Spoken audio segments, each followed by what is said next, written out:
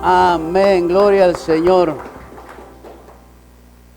Bonita alabanza. Bueno, antes de empezar, queremos mandarle un saludo fraternal a nuestra hermana Edith Tolet Murillo, a nuestra hermana Lilian Solano, a Jessica Molina, a Luis Barraza, a Alfredo Martínez, a Nelson Leonor Solano, a Isaías Llanes y a Ana Miriam Romero. Que Dios me los bendiga. Gracias por ser parte de la Iglesia del Aire. Hoy vamos a ponernos de pie, iglesia. Vamos a ir a nuestro estudio. La pasión, muerte y resurrección de nuestro Señor Jesucristo. Así es que vamos a orar para que sea Dios hablándonos. Padre, te doy gracias, Dios, en esta noche, porque nos permites poder iniciar, Señor, este estudio de la pasión, muerte y resurrección de nuestro Señor Jesucristo. Espíritu Santo, pongo mi mente, mi corazón, mi voz, para que en esta noche seas tú utilizándome. Que las palabras, Dios, que salgan de mi ser, de mi interior, sean de edificación para tu grey. Que podamos crecer en conocimiento, Señor, y que podamos valorar tu muerte, tu crucifixión y tu resurrección. Bendícenos a cada uno de nosotros, en el nombre de Jesús. Amén y amén. Pueden sentarse, mis amados hermanos. Como cristianos debemos, oiga bien, conocer el orden cronológico o el orden que cada uno de los escritores dejó plasmado, citado en los evangelios sinópticos. Cada uno de nosotros, oiga bien, tenemos que aprender a valorar este hermoso momento que nuestro Señor Jesucristo hizo en la cruz del Calvario. A través de los tiempos, muchos hemos visto películas, muchos hemos visto documentales, hay series en ciertas plataformas digitales que quieren desvirtuar, oiga bien, quién es realmente Jesús. Hay muchos grupos sectarios que no creen que Jesús es un ser divino.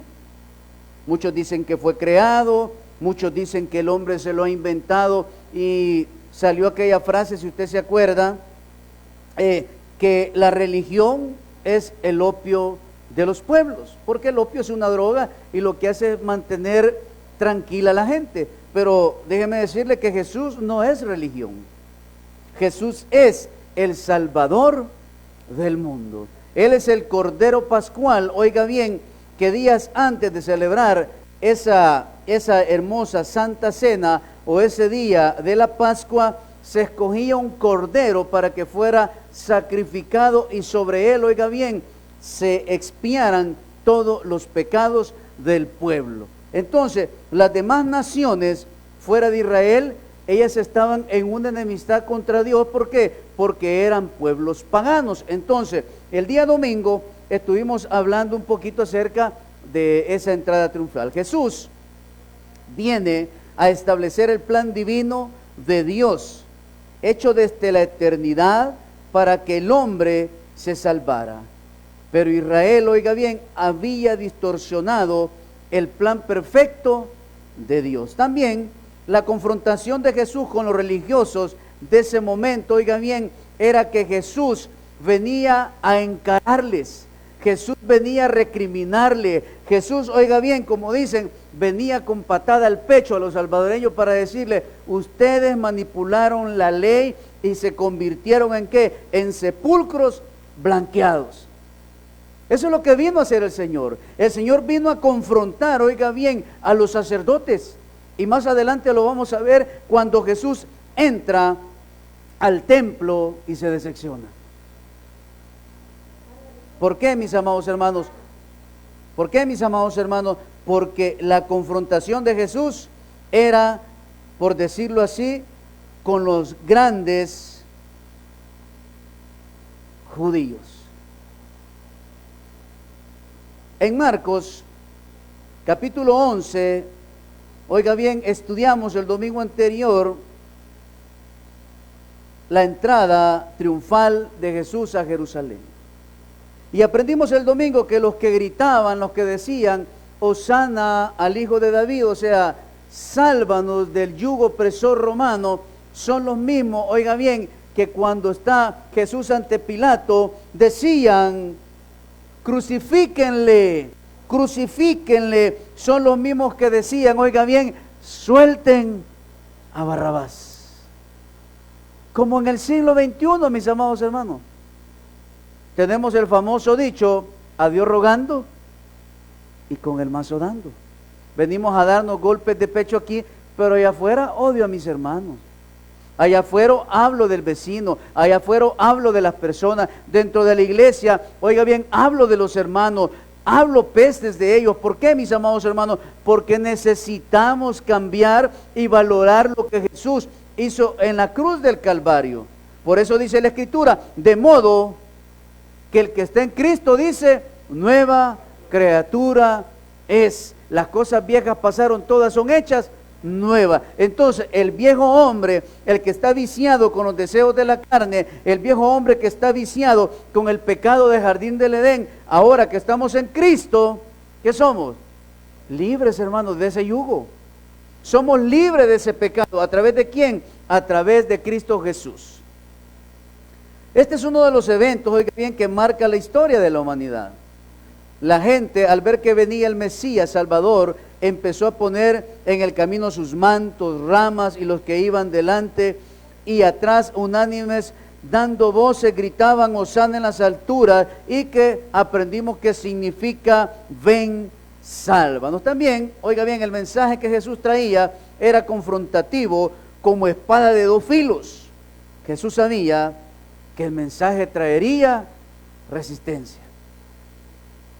¿Sabe por qué traía resistencia? Porque a nadie le gusta que le digan en qué está fallando.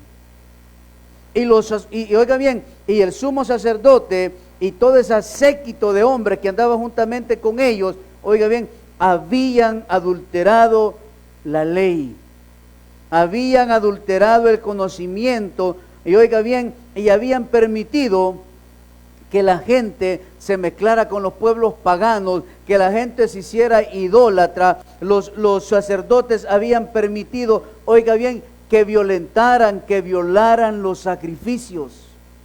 Dios en el libro de Levítico ya había dejado, escuche bien, cómo deberían de ser los sacrificios para Dios. Pero los sacerdotes, por recibir dinero, por tener más dinero para ellos, habían prostituido el verdadero sacrificio para con Dios. Como segundo evento se nos presenta la visita de Jesús al templo, pero al ver sintió tristeza en su corazón y se marchó con sus discípulos. En Marcos 11:11 dice, y entró Jesús en Jerusalén y en el templo, y habiendo mirado alrededor todas las cosas, como ya anochecía, se fue a Betania con los 12. Después de entrar por Jerusalén, después de caminar por esas calles, después de ver que la gente decía hosana, que ponían sus mantos, que ponían las palmas delante de él para que Jesús caminara, Jesús llega a la entrada del templo y ve una escena, oiga bien, que no tenía que haber estado sucediendo en ese momento. Y me imagino yo, no lo dice la Escritura, que en ese momento se llenó de ira. Pero la ira que sintió, oiga bien, no es la ira que usted y yo sentimos. Esa ira que Jesús siente se llama el celo de Jehová. Es el celo de Dios por sus cosas. Y en ese momento que Jesús ve ese panorama, ve ese paisaje, mejor se va con sus discípulos de ese lugar. ¿Para qué? Para regresar el siguiente día y poder poner en orden las cosas. Entonces, el día que Jesús llega a Jerusalén y al templo, era el día que se escogía el Cordero para la Pascua. Pero avanzando un poquito más,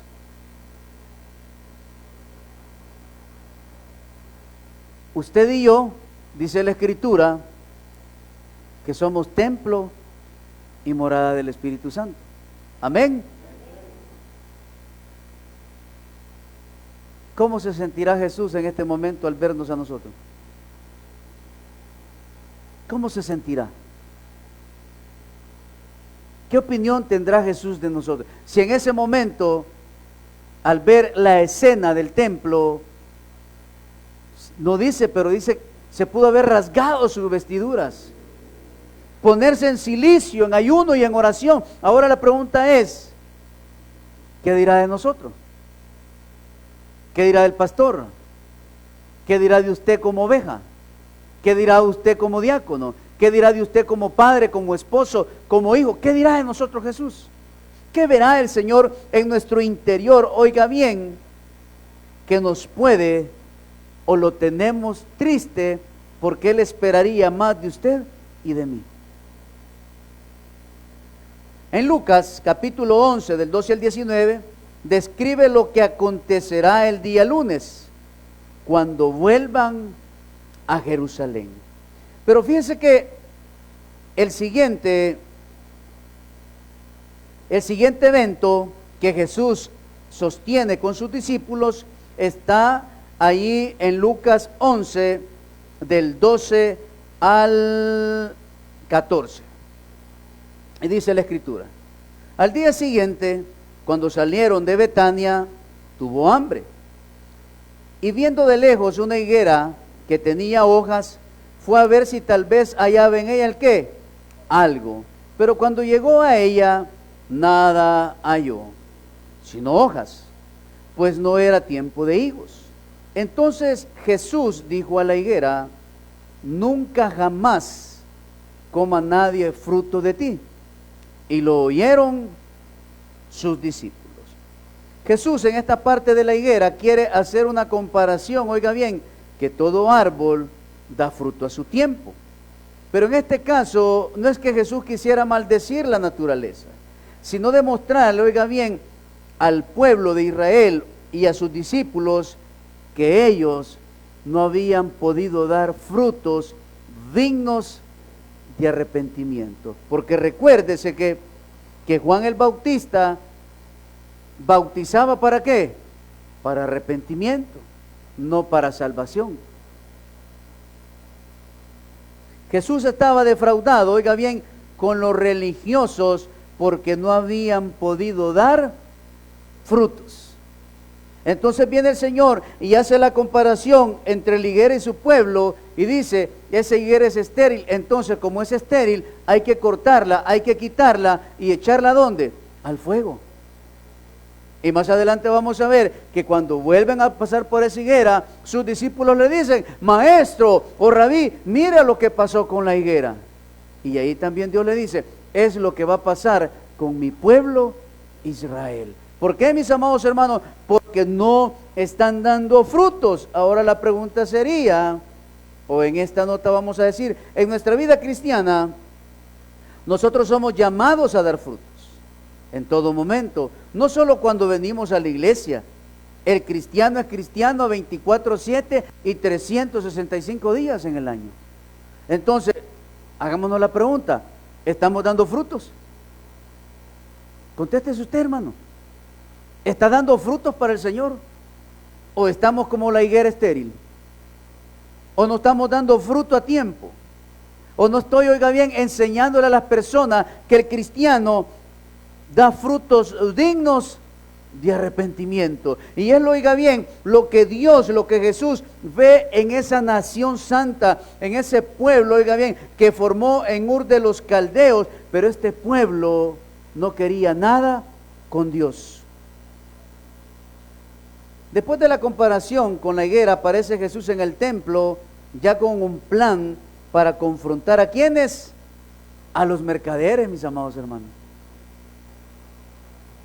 Los mercaderes habían traído sus palomillos, habían traído su harina, habían traído sus machos cabrillos, habían traído sus corderos, pero en muchos de ellos usaban, oiga bien, hasta los corderos o las ovejitas que tenían una imperfección. Y es por eso que habían adulterado ¿el qué? Los sacrificios. Entonces viene Jesús y en Marcos capítulo 11, versículos 15 al 19 dice lo siguiente: vinieron pues a Jerusalén, y entrando Jesús en el templo comenzó a echar fuera a los que vendían y compraban en el templo, y volcó las mesas de los cambistas y las sillas de los que vendían palomas, y no consentía que nadie atravesase el templo llevando utensilio alguno. Y les enseñaba diciendo: ¿no está escrito, mi casa será llamada casa de oración para todas las naciones? Mas vosotros la habéis hecho cueva de ladrones. Y lo oyeron los escribas y los principales sacerdotes, y buscaban cómo matarle, porque le tenían miedo, por cuanto todo el pueblo estaba, dice, admirado de su doctrina. Pero al llegar la noche, Jesús salió de la ciudad. Entonces, oiga bien, en el libro de Levítico, Dios ya había dejado estipulado cómo iban a ser los sacrificios en el templo. En el libro de Levítico, oiga bien, Dios dejó un orden sacerdotal. En el libro de Levítico, Dios dejó a los levitas, que eran los encargados de administrar todo el templo. Y ahora Jesús entra al templo y ve mercaderes, ya no ve levitas, ve un desorden. Allí dice en la Escritura que Jesús volcaba las mesas de ¿quién dice? De los cambistas, los que hacían trueque. ¿Cuántas va a querer? ¿De qué tamaño es su pecado? Me imagino que de ahí la Santa Iglesia, ¿verdad? La que se hace llamar la Santa Iglesia, de ahí sacó ese plan maquiavélico de las indulgencias. Entonces, dentro del templo, oiga bien, todo era comprado. Qué chivo, ya no voy a salir de mi casa con mi ovejita, con mi libra de harina, sino que allá lo compramos, hombre. Para que así, todos estos que hicieron, evitarle la fatiga a las personas, hacerla más cómoda, perder la visión de lo que significaba ¿qué? El sacrificio a Dios. Y así lo vemos a través de las Escrituras, aún en el Antiguo Testamento. Entonces, oiga bien, Jesús cuando ve esa imagen, se llena del celo de Jehová. Hay muchas iglesias, oiga bien, que se afanan por poner una cafetería, que se afanan por poner una librería, que se afanan por traer algo y poner una fiesta o algo para que la gente venga. Pero mire, hermano, ¿qué pasaría si Jesús viniera? Jesús no me ha mandado a poner una cafetería. Yo quisiera, aunque sea darle un café con pan aquí y venderlo, ¿va? Porque aunque sea 2 centavos van a quedar para la ofrenda de la iglesia. Pero Dios no me ha mandado a eso. Y hay material para poner una cafetería. Pero esa no es la misión de una iglesia. La misión de una iglesia, ¿cuál es? Instruir, preparar y ayudar a las personas a que puedan adquirir el conocimiento de Dios y puedan ser ¿qué? Mejores cristianos en su diario vivir. Entonces, Jesús, cuando ve esa escena, se llena del celo de Jehová y le da vuelta a todas las cosas. Los religiosos, en vez de reflexionar que las cosas no las estaban haciendo bien, se enojaron porque fueron confrontados con la verdad. No nos gusta ser confrontados. ¿O a quién le gusta que le digan su par de cosas? A nadie, hermano. A nadie nos gusta. ¿Por qué? Porque somos orgullosos.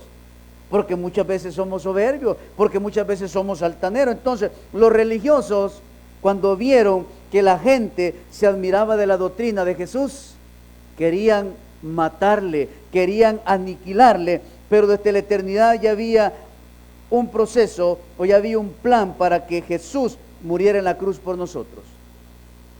Los religiosos se juntaron para hacer un plan para matarle, y ahí siempre en Marcos 11, versículo 18 dice: y lo oyeron los escribas y los principales sacerdotes y buscaban cómo matarle, porque ¿qué dice? Porque le tenían miedo, por cuanto todo el pueblo estaba admirado de su doctrina. Como decían muchos, ¿va? Hoy sí vino el cambio, ¿va? Hoy sí Jesús, Hosana, vino la salvación a nuestro pueblo y le vamos a dar en la nuca también a los romanos, quizás decían, ¿va? Pero más adelante, ¿qué querían? Crucificarlo. Querían matarle. Querían, oiga bien, que le sacaran a Barrabás. Y una vez más Jesús retorna a Betania a descansar con los 12 discípulos porque querían matarle. Más de algún soplón había ahí, hermano. Maestro, ahorita váyanse porque los sacerdotes quieren aprenderles y destruirles. Entonces Jesús salía de la ciudad y retornaba al siguiente día. Vamos a Marcos 11, 20, 21. Y pasando por la mañana, vieron que la higuera se había secado desde las raíces. Entonces Pedro, acordándose, le dijo: Maestro, mira, la higuera que maldijiste se ha secado. El símbolo de la higuera era Israel. La comparación es porque no habían dado fruto y había llegado, oiga bien, el sufrimiento para el pueblo de Israel. ¿Cuál sufrimiento, pastor? ¿Que sufrieron después de eso? Pues en ese momento no. ¿Cuándo sufrió Israel, hermanos? Después de la muerte. Ya venían sufriendo de los exilios que habían tenido. Ya habían sufrido. Pero después de la cruz, ¿cuál ha sido el mayor tormento para el pueblo de Israel? Nabucodonosor fue uno de los que lo llevó al exilio. El holocausto nazi. ¿Qué dijeron? ¿Qué dijo Pilato? Esta sangre no me la voy a echar yo encima.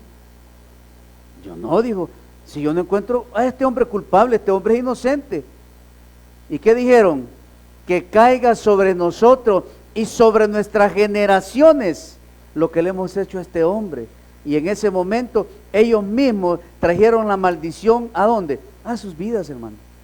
Y murieron más de ¿cuántos millones de judíos? Más de 6 millones de judíos en los campos de concentración. Las pilas de hombres unos sobre otros muertos, hermano. ¿Por qué? Porque dijo Jesús y hizo la comparación entre la higuera y el pueblo. Hasta allá por el año 1947 que han retomado otra vez, ¿a dónde? A instituir la nación. Los religiosos no aceptaron que Jesús era el Cordero de Dios, al contrario, planearon matarlo. Oiga bien, la nación de Israel se secaría, se terminaría, hermano. Y ahorita, oiga bien, en todo el mundo hay judíos. Pero cuando la iglesia se vaya de todos los judíos irán, ¿a dónde? Hacia el Medio Oriente, a tomar posesión de su tierra. En el Evangelio de Mateo, de los capítulos del 21 al 26, los religiosos buscaron de todas formas cómo acusar a Jesús hasta llevarlo a la muerte.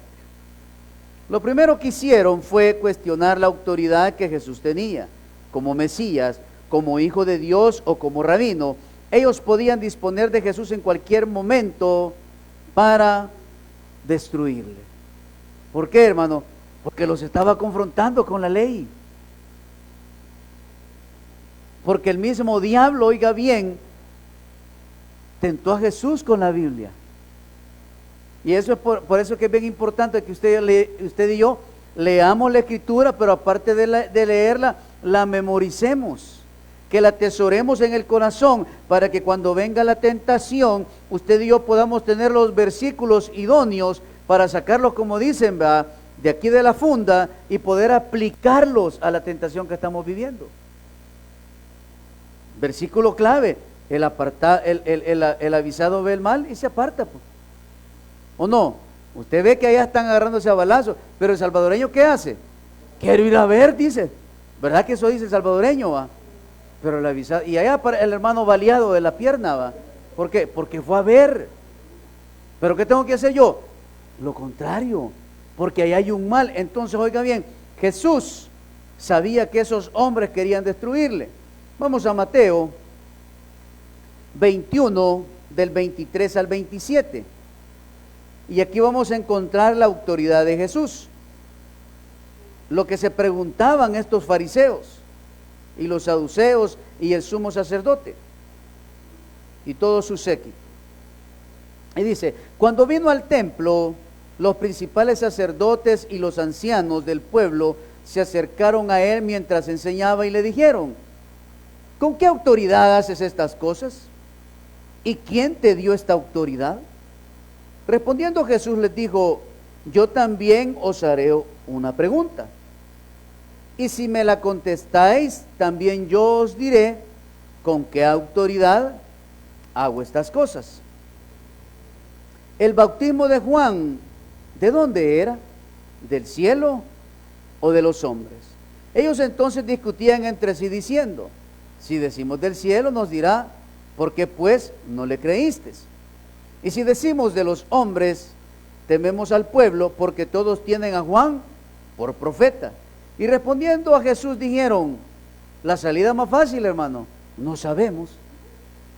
Y él también les dijo, tampoco yo os digo con qué autoridad hago esas cosas. ¿Por qué, oiga bien, por qué querían que Jesús les dijera con qué autoridad hizo lo del templo? ¿Por qué cree que por qué le querían sacar esa parte a Jesús?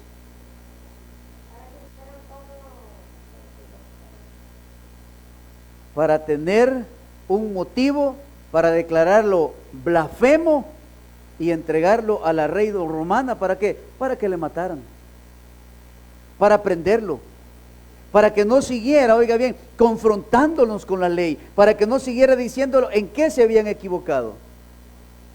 Las oportunidades de Dios en la entrada a Jerusalén es para que Israel se volviera a Dios y aprovecharan la gracia de Dios, pero ellos estaban enfrascados ¿en qué? En acusarles, en acusarle a Jesús, en acusar a los 12, en decir, oiga bien, de que ellos los estaban usurpando, de que ellos estaban trayendo sobre sus vidas, ¿el qué? La confrontación, porque se sintieron mal, de que no estaban aplicando la ley como debería de ser, que habían, ¿el qué? Habían trastornado los sacrificios.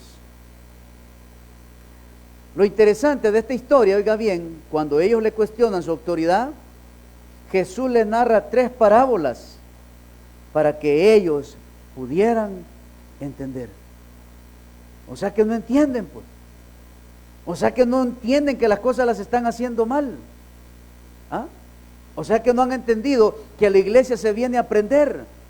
No es chistorete, no es a contar chistes, no. A la iglesia se viene a aprender ¿de quién? De la palabra de Dios para aplicarla a nuestras vidas. Pero ¿qué habían hecho ellos de ellos? El negocio, hermano. Como muchos pastores internacionales, vendiendo aceite, vendiendo el arroz de Sarón, vendiendo pañuelos ungidos. Hermano, si Cristo no necesita de eso. Cristo lo que necesita es corazones llenos ¿de qué? De arrepentimiento. Puedo comprarme la caja de Kleenex, ungidos, y no va a pasar nada en mí. ¿Por qué? Porque no me arrepiento.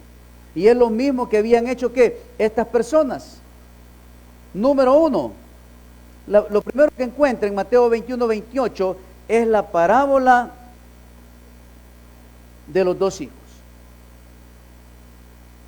Pero ¿qué os parece? Un hombre tenía 2 hijos y acercándose al primero le dijo, hijo, ve hoy a trabajar en mi viña. Respondiendo él dijo, no quiero. Pero después arrepentido fue. Y acercándose al otro le dijo de la misma manera y le respondió él, dijo, sí Señor, voy, y no fue. ¿Cuál de los 2 hizo la voluntad de su padre? Dijeron ellos, el primero. Jesús les dijo, de cierto os digo, que los publicanos y las rameras van delante de vosotros al reino de Dios. Porque vino a vosotros Juan en camino de justicia y no le creísteis, pero los publicanos y las rameras le creyeron, y vosotros, viendo esto, no os arrepentisteis después para creerle. La primer confrontación que hace el ¿qué? A Jesús, a los grandes sabios de la ley, a los que tenían todo el conocimiento y la sabiduría de Dios. Número 2, no entienden con esa, les dice todavía, ¿va? Entonces hoy vamos a la parábola de los labradores malvados, y eso está en Mateo 21, 33 al 46, y dice, oí otra parábola, Hubo un hombre, padre de familia, el cual plantó una viña, la cercó de vallado, cavó en ella un lagar, edificó una torre y la arrendó a unos labradores y se fue lejos. Y cuando se acercó el tiempo de los frutos, envió sus siervos a los labradores para que recibieran sus frutos. Mas los labradores, tomando a los siervos, a uno lo golpearon, a otro mataron y a otro apedrearon. Envió de nuevo otros siervos más que los primeros e hicieron con ellos de la misma manera. Finalmente les envió a su hijo, diciendo: tendrán respeto por mi hijo. Mas los labradores, cuando vinieron al hijo, dijeron entre sí: este es el heredero, venid, matémosle y apoderémonos de su heredad. Y tomándole, le echaron fuera de la viña y le mataron. Cuando venga pues el señor de la viña, ¿qué hará de aquellos labradores?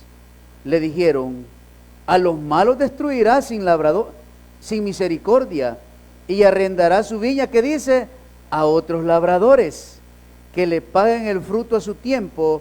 Jesús les dijo: nunca leíste en las Escrituras: la piedra que desecharon los edificadores ha venido a ser cabeza del ángulo. El Señor ha hecho esto, y es cosa maravillosa a nuestros ojos. Por tanto os digo que el reino de Dios será quitado de vosotros y será dado a gente que produzca los frutos de él. Y el que cayere sobre esta piedra caerá quebrantado, y sobre quien ella cayere le desmenuzará. Y oyendo sus parábolas, los principales sacerdotes y los fariseos entendieron, ¿qué dice? Que hablaba de ellos. Pero al buscar cómo echarle mano, temían al pueblo, porque éste lo tenía por profeta. ¿Qué está ejemplificado aquí? La gracia de Dios. Lo desecharon, hermano. Y más adelante vamos a ver cómo lo matan. Él es el hijo, él es el dueño de la viña. Y los labradores, ¿quiénes son? Es el pueblo de Israel, que no dieron fruto. Entonces, ahora los que debemos dar frutos, ¿quiénes son? Somos nosotros. Y debemos de dar frutos dignos de arrepentimiento. Entonces, oiga bien, viene Jesús y les dice: o sea que no entienden, o sea que no les cae el 20, o sea que todavía cavilan en sus mentes el querer matarme en vez de arrepentirse. ¿Buscando qué? Buscando una salida. ¿Para qué? Para que nuestro pecado no se vea. Y así somos nosotros los cristianos, oiga bien, como no queremos cambiar, queremos andar buscando la salidita. ¿Para qué? Para que no se nos vea el pecado. Como lo digo siempre, ¿por qué no leo la Biblia? Porque la Biblia me confronta y me hace ver el pecado en el que estoy. Entonces viene en Mateo capítulo 22, versículos del 1 al 14. Dice lo siguiente: respondiendo Jesús, esta es la parábola de la fiesta de bodas. Respondiendo Jesús, les volvió a hablar en parábolas diciéndole: el reino de los cielos es semejante a un rey que hizo fiesta de bodas a su hijo, y envió a sus siervos a llamar a los convidados a las bodas. Que dice: mas esto no quisieron venir. Volvió a enviar otros siervos diciendo: decid a los convidados: he aquí, he preparado mi comida, mis toros y animales engordados han sido muertos, y todo está dispuesto, venid a las bodas. Mas ellos, sin hacer caso, se fueron, uno a su labranza y otro a sus negocios. Y otros, tomando a los siervos, los afrentaron y los mataron. Al oír el rey, se enojó, y enviando sus ejércitos, destruyó a aquellos homicidas y quemó su ciudad. Entonces dijo a sus siervos: las bodas a la verdad están preparadas, mas los que fueron convidados, ¿qué dice? No eran dignos. Id pues a la salida de los caminos y llamad a las bodas a cuantos halléis. Y saliendo los siervos por los caminos, juntaron a todos los que hallaron, juntamente malos y buenos, y las bodas fueron llenas de convidados. Y entró el rey para ver a los convidados, y vio ahí a un hombre que no estaba vestido de boda. Y le dijo: amigo, ¿cómo entraste aquí sin estar vestido de boda? Mas él enmudeció. Entonces el rey dijo a los que servían: atarle de pies y manos y echarle en las tinieblas de afuera. Ahí será el lloro y el crujir de dientes, porque muchos son llamados y pocos los escogidos. Entonces eso quiere decir que la higuera estéril es Israel, que no entendieron el llamado de Dios, que no creyeron que Jesús era el Mesías Salvador. Y recordemos que el Evangelio de Mateo ve a Jesús como el Mesías, que el pueblo de Israel esperaba y anhelaba para ser libres del yugo opresor. Entonces, bien, Jesús les habla a través de parábolas. Como ellos rechazaron el llamamiento, pues usted y yo hemos ido a celebrar las bodas del Cordero. ¿Cuándo? Cuando la iglesia sea arrebatada. Entonces el caminar y el andar, oiga bien, de nuestro Señor Jesucristo sobre esta tierra nos lleva a valorar lo que Él ha hecho por nosotros. Jesús nos ha dado vida, y nos ha dado vida y vida en abundancia. Pero oiga bien, aparte de ello, Jesús dice: todo el plan de redención ustedes lo rechazaron por la religiosidad, han sido desechados, las puertas se abren para los gentiles. ¿Quiénes somos los gentiles? Es todo pueblo, es toda nación, porque ahora ya no hay judío, ya no hay griego, ni hay gentiles, sino que todos somos el cuerpo de Cristo a través de Jesús.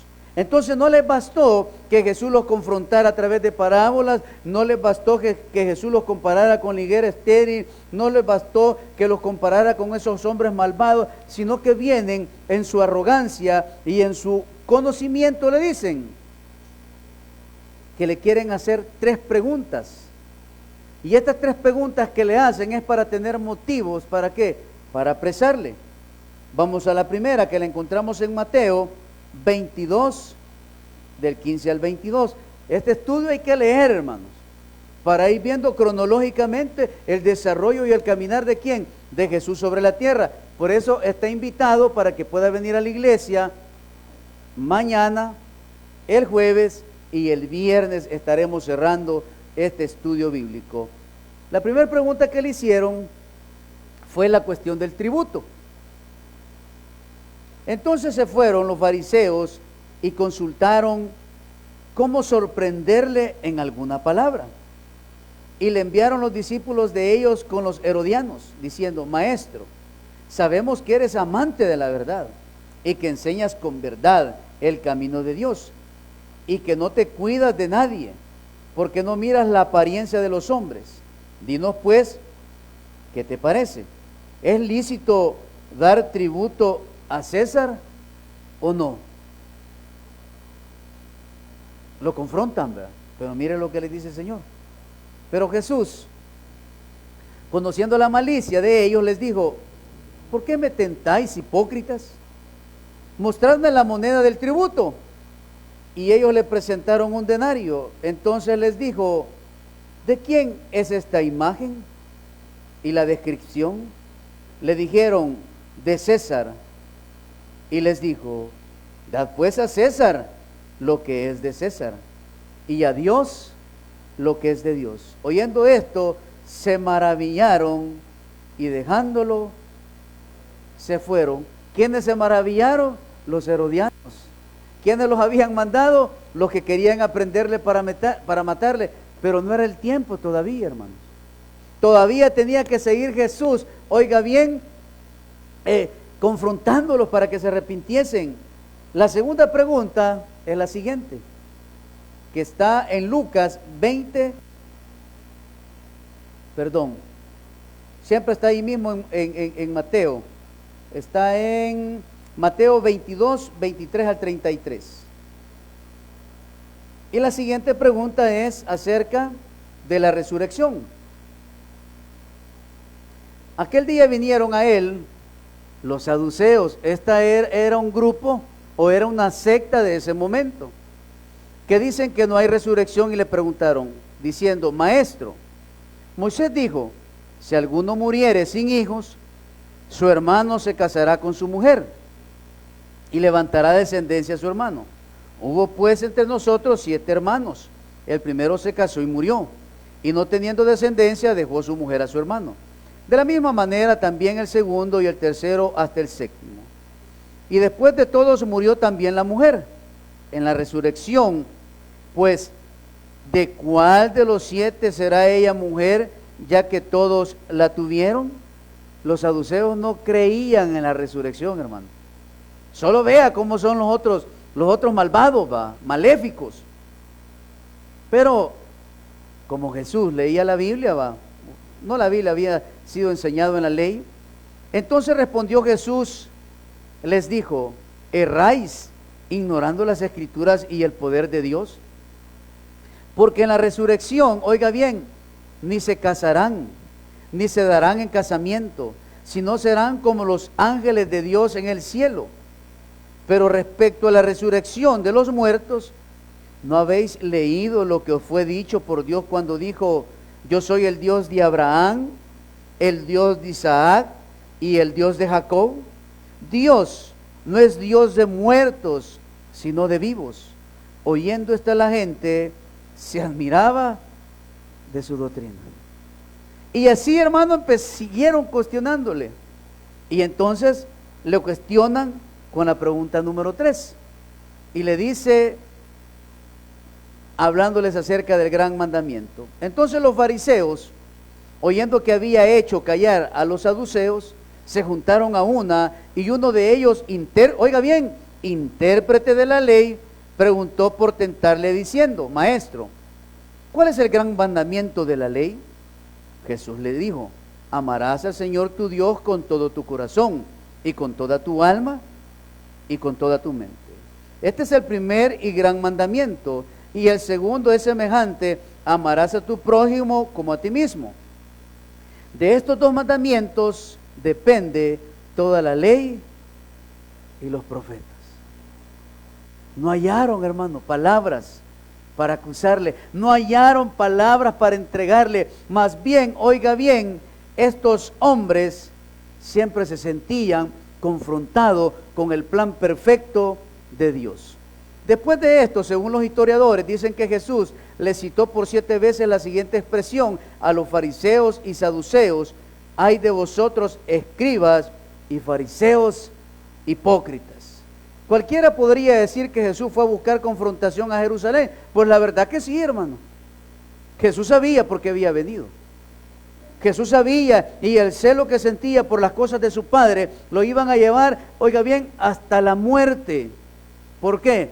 Porque para eso se había preparado. Pero la confrontación era para que se arrepintieran. Pero el corazón de estos hombres estaba, ¿cómo, hermanos? Endurecido. En los capítulos 23, 24 y 25 de Mateo, que los debería usted leer ahora en la noche o mañana durante todo el día, para que al final ya venga bien afiladito, oiga bien, se encuentra de quién es hijo el Cristo. Jesús acusa a escribas y fariseos, lamento de Jesús sobre Jerusalén, la destrucción del templo, señales del fin, la venida del Hijo del Hombre, la parábola de las 10 vírgenes, la parábola de los talentos y el juicio a las naciones. Entonces, después de que Jesús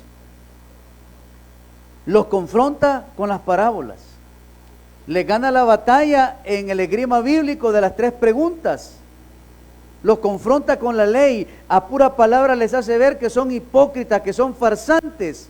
Entonces, oiga bien, ahora vienen estos hombres y arman el complot para atrapar a Jesús. Vamos a Mateo capítulo 26, versículos del 1 al 13.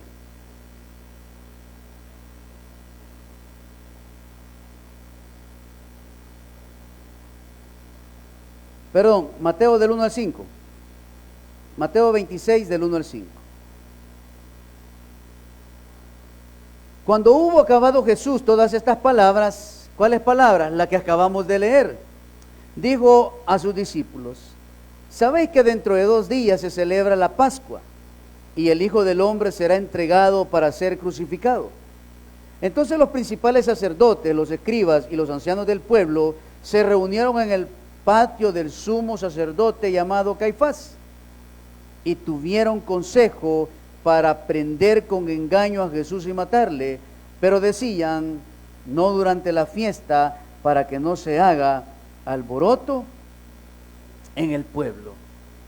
Sabía que fueron tan malvados que llevaron testigos falsos para que acusaran a Jesús. ¿Para qué, mis amados hermanos? Para prenderle, para que pasara a ser crucificado. Pero se les olvidaba que Dios tenía un plan perfecto para la humanidad. Y entrando a Betania, Jesús es ungido con un perfume carísimo. Vamos ahí siempre a Mateo, versículos del 6 al 13. Y estando Jesús en Betania, en casa de Simón el leproso. ¿Por qué le decían el leproso? Porque tenía lepra. Pero cuando Jesús lo visita ya no tenía lepra. ¿Por qué? Porque él fue uno de los leprosos que el Señor sanó, según la historia. Vino a él una mujer con un vaso de alabastro, de perfume de gran precio, y lo derramó sobre la cabeza de él, estando sentado a la mesa. Al ver esto, los discípulos se enojaron diciendo: ¿para qué este desperdicio? Porque esto podría haberse vendido a gran precio y haberse dado a los pobres. Y entendiendo Jesús les dijo: ¿por qué molestáis a esta mujer? Pues ha hecho conmigo una buena obra. Porque siempre tendréis pobres como vosotros, pero a mí no siempre, dice, me tendréis. Porque al derramar este perfume sobre mi cuerpo, lo ha hecho a fin de prepararme para la sepultura. De cierto os digo, que donde quiera que se predique este evangelio, en todo el mundo también se contará lo que ésta ha hecho para memoria de ella. ¿Quién era esta mujer, hermano? Esta mujer era María. ¿La hermana de quién? La hermana de Lázaro. Entonces, los discípulos empiezan a decir, me imagino que en su corazón, sí que la regó esta maitra, va. Sí que la... ¿Por qué? Porque ¿sabía usted que esa mujer había invertido todos sus ahorros? Y ya le voy a decir por qué. Fíjese que un denario era el equivalente de un día de trabajo en el campo. Entonces, 300 denarios era el ahorro de un año. ¿Y por qué saca esto? Porque me imagino que Judas, que era el tesorero, va, dijo, unas 300 bolitas nos dan, va. Y si se lo damos a los publicanos para que saquen más. Entonces, oiga bien, eso quiere decir que esta mujer por un año había ahorrado ¿cuánto? 300 denarios. Que en este tiempo equivalerían, según la historia, a unos 80 a 120 dólares. María entregó a Jesús todo lo que ella con su esfuerzo había reunido en un año. Sacrificó todo su sueldo reunido por un año. ¿Por qué? Porque Dios puso en su corazón que pusiera ese perfume caro sobre los cabellos de Jesús, preparándolo ¿para qué? Para la sepultura.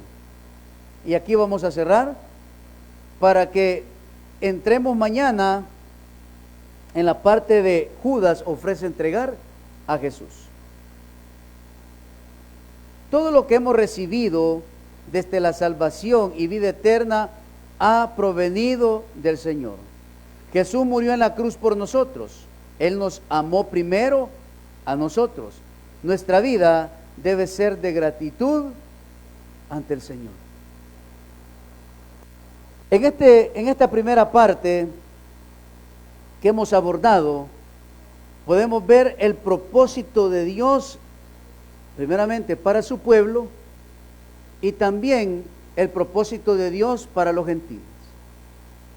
El pueblo no quiso aceptar su pecado.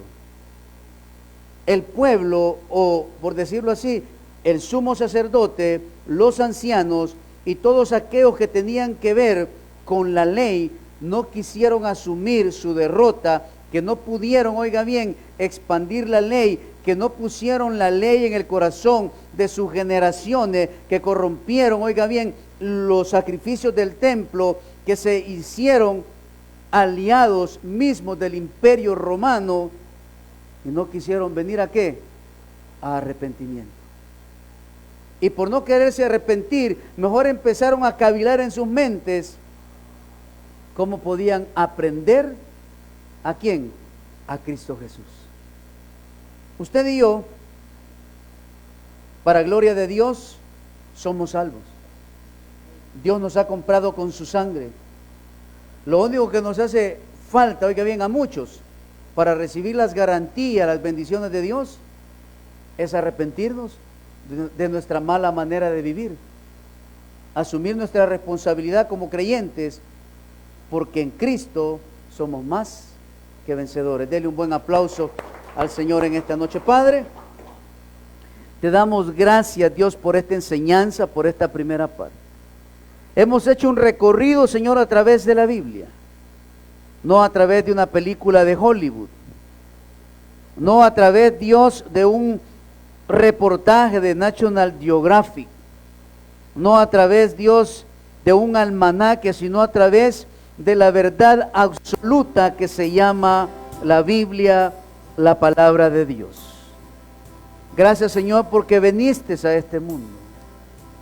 Gracias, Señor, porque la higuera se secó y se abrieron las puertas para los gentiles y se abrieron las puertas para nosotros.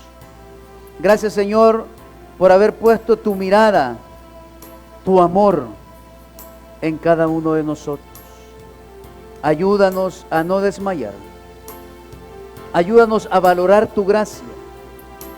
Ayúdanos, Dios, a valorar ese hermoso momento en el cual tú caminaste por Jerusalén, por Samaria, por Galilea.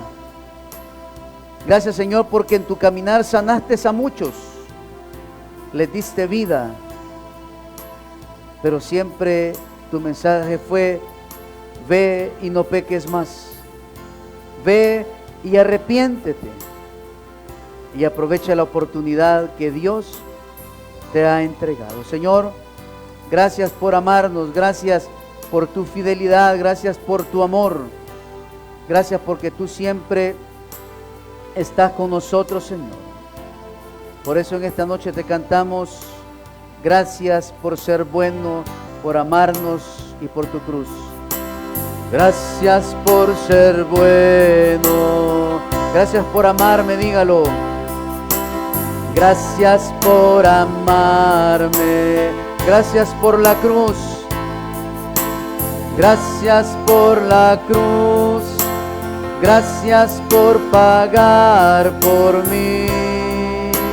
Gracias por salvarme, dígalo, iglesia. Gracias por salvarme, gracias por tu compasión y gracias por tu compasión. Gracias por tu luz, gracias por tu luz, gracias por tu vida dar. Decimos: como tú no hay otro, como tú no hay otro Dios. Eres mi esperanza, Jesús, Jesús. Como tú no hay otro, como tú no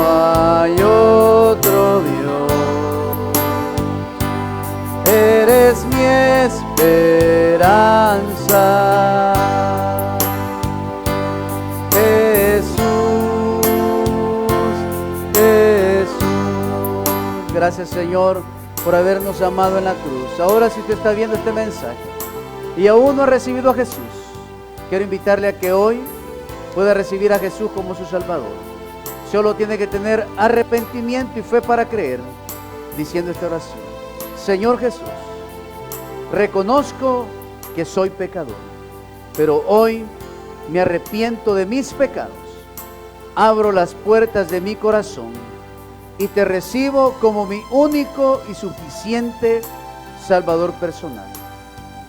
Creo que eres Dios, que moriste en la cruz por mis pecados y que resucitaste al tercer día y que hoy estás a la diestra del Padre. Gracias, Jesús, por haber salvado mi alma hoy.